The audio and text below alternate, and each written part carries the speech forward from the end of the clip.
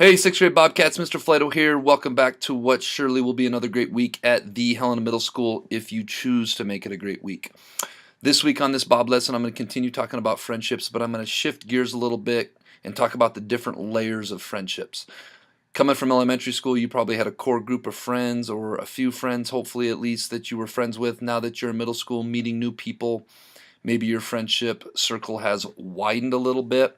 And the main message of today's lesson is that there's different layers of friendship. It's okay to be super tight and have an inner circle with some people. It's okay to have an intermediate circle of people that you talk to not as much maybe as your inner circle or trust as much as your inner circle, but you have different layers of friendship there. And then you have people that you run into, you say hi to, so on and so forth. And the main message behind it is that that's okay, that's normal, and I'm going to talk a little bit about what different layers look like and the different layers of friendships, so on and so forth. So let's get rocking and rolling because this is running a little bit long. Hope you guys go out and make it a great week at the Helena Middle School. Before I get going on this Bob lesson, I want to go over a couple different parts of the dartboard for those of you that aren't familiar with darts or a dartboard. If you follow my cursor here, we have three different spots I'm going to be talking about today in terms of levels of friendship. We have the inner circle, which is here represented by the bullseye. We have the intermediate circle, which is represented here as you follow my cursor along and right in the middle. And then we have the outer circle, which is represented on the outside of the dartboard. All right, so now that we're all on the same page with the visual on the three different friendship circles, I'm first going to talk about the characteristics of the inner circle. Now, to review, the inner circle is the bullseye.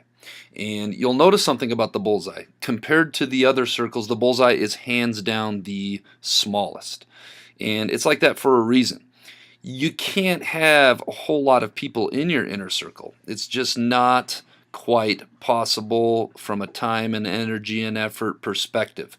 You've heard me say my favorite quote before: would you rather have 100 pennies or 4 quarters? And the reason I say that is because I think when it comes to friendship, I think we're better off having 4 very great friends rather than 100 so-so friends. You'll notice you can't fit 100 pennies inside that little inner circle. But metaphorically, you can fit 4 quarters inside that inner circle.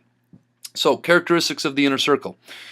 Inner circle are people who you consider great or your best friends. Newsflash, folks, especially to some of our female students, because I see this more with female students than male students, you can have more than one best friend. I know best is a lot of times translated into singular, but you can have multiple best friends. I know if you ask me about my friendships, I probably have a half a dozen people that I consider like my best friends.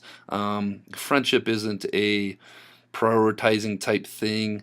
You can have multiple best friends. People who you confide in and share your innermost thoughts and feelings with. These are people in your inner circle.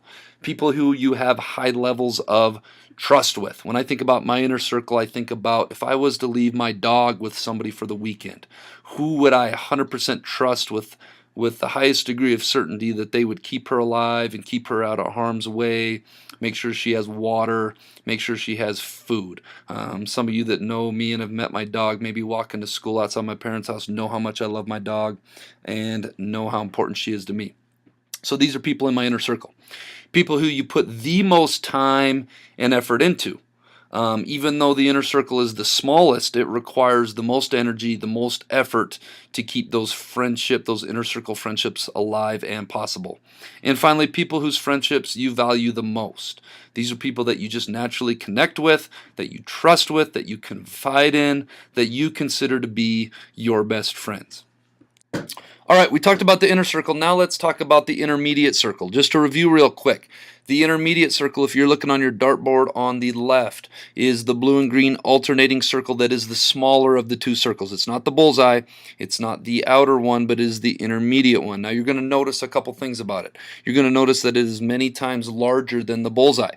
And that is because you're going to have more friends in your intermediate circle than maybe you do in your inner circle.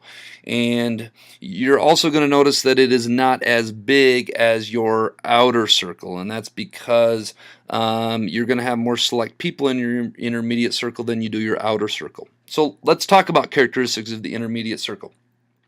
These are people who you consider to be good friends. Maybe not great friends, maybe not your best friends, but people you consider to be good friends. These are people that maybe you don't keep in contact with every week or every day, but maybe you keep in contact with every month, maybe through text, maybe through phone call, maybe through social media. These are people who you kind of pick and choose what you want to confide and share your inner thoughts and feelings with. Maybe they don't know your whole life story, everything's going on in your life, but they know most of it. These are people who you have a moderate level of trust with. You may not trust them with the most important things in life, but you can trust them with most things. And obviously, these are people whose friendship you value. All right, so finally, let's talk about characteristics of the outer circle. Just to review, the outer circle is the bigger part of the red and green that goes around the outer perimeter, and the inside part of it is the intermediate red and green. So you'll notice that the outer circle is the biggest part, and that's because this is where most of your friendships will be, especially as you get older. These are people who you consider friends, not good friends, not great friends, but just people that you consider friends, people you're cool with, people that you get along with, people that you like to be around. These are people who you don't necessarily confide and share your inner thoughts and feelings with, that they don't get to know. They don't have the privilege of getting to know everything about you. These are people who you like, but don't maybe put the highest amounts of time or effort into. And this is where most of your friendships will be. Come in contact with more people, and there's definitely, I have a lot of friends out there, people that I consider to be friends, but they're not intermediate circle friends, or they're not inner circle friends by any means. So as you get older, a lot of people will end up settling into this area, and when we go to this next slide, I'm going to explain why.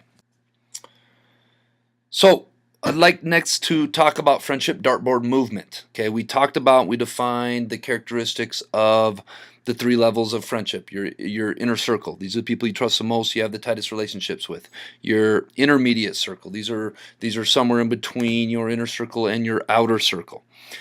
There's only so much space in each circle of your friendship dartboard, and again, when we talk about your inner circle, it's small and it's not very big, and I think it grows bigger as you get older, as you get to meet more people and you get to identify more people that you have the most in common with, that over time prove their worth to be in the inner circle. You only have so much time and energy to give in friendships. You can't have 15, 20, 25 best friends. It's physically impossible to put the energy and the time into making those friendships what they are. Again, good friendship needs time and energy and effort to put into those, and as human beings, we only have so much time every day to work on our friendships. The thing I want to talk about, and I talk about this with a lot of students in my office, is that movement from one circle to the next is fluid and it's constant, and you're constantly moving. I think if you were to ask me 20-some years ago, when I was a student at HMS who was in my inner circle, I would say none of those people are in my inner circle today. Some are in my intermediate circle, some are in my outer circle, some aren't even in here, period.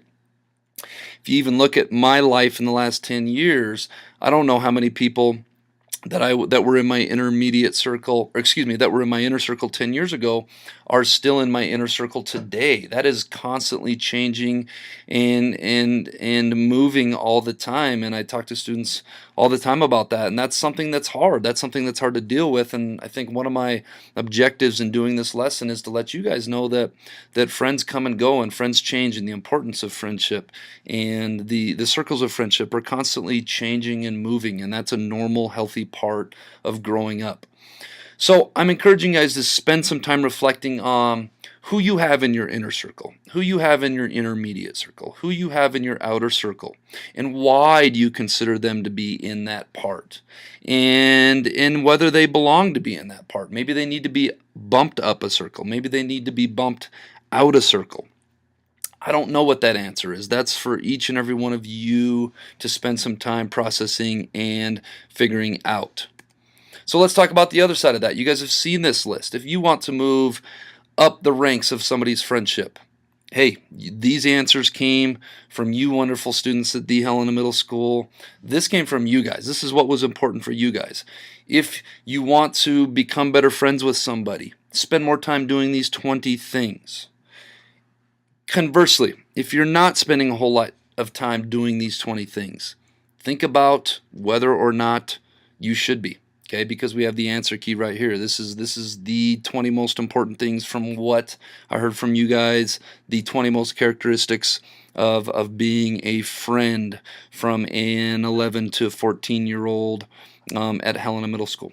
The last part of this week's lesson is, this is probably one of my favorite pictures, and I know I say this every week, but what can I say? I'm passionate about this stuff. I'm passionate about being one of your school counselors. I'm passionate about being at the Helena Middle School here and getting to see you all every day.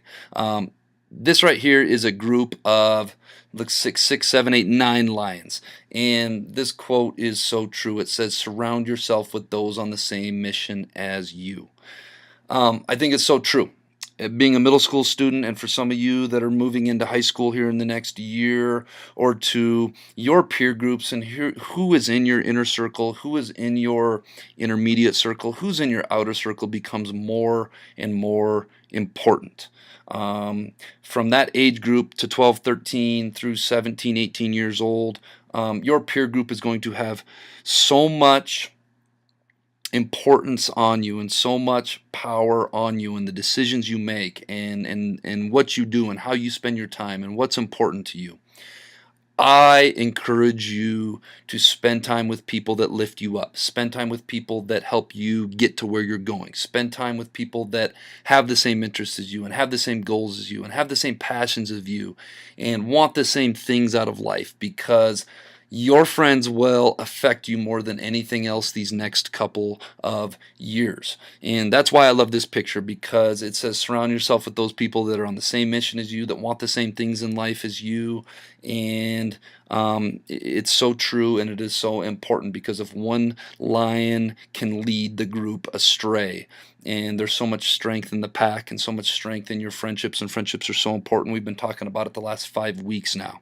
So I hope you guys let this picture soak in, and I hope you think about whether those people in your inner circle are on the same mission as you, those people in your intermediate circle are on the same mission as you, and maybe that's a reason why people are in an inner circle or aren't in an inner circle. You know, maybe somebody isn't in your inner circle because they're not on the same mission as you, but you still want to be friends with them, and that's okay too. I have many conversations with students about that, still being friends with somebody that isn't about the same things or making the same decisions that you are making. That doesn't mean you can't be friends with them. Maybe it just means that they're not in your inner circle. All right, my quote of the week: good friends are like stars. You don't always see them, but you know they're there, and these are your inner circle type people. All right, that brings us to this week's JellyBean Question of the Week winners, who are Tani Jose, Maiden Spalding, Kaylee Hink, Nevaeh B., and Jordan McDaniel. The answer is, how many seconds are there in a year? There's 12. Obviously, January 2nd, February 2nd, so on and so forth. This week's JellyBean Question of the Week is, how can you make 7 even? If you think you know, submit your answer to the Bob Box no later than Friday. Tune in after spring break to see if you are a winner. All right, let's have a strong finish here to the third quarter, Bobcats, right before spring break. Let's make it a great week.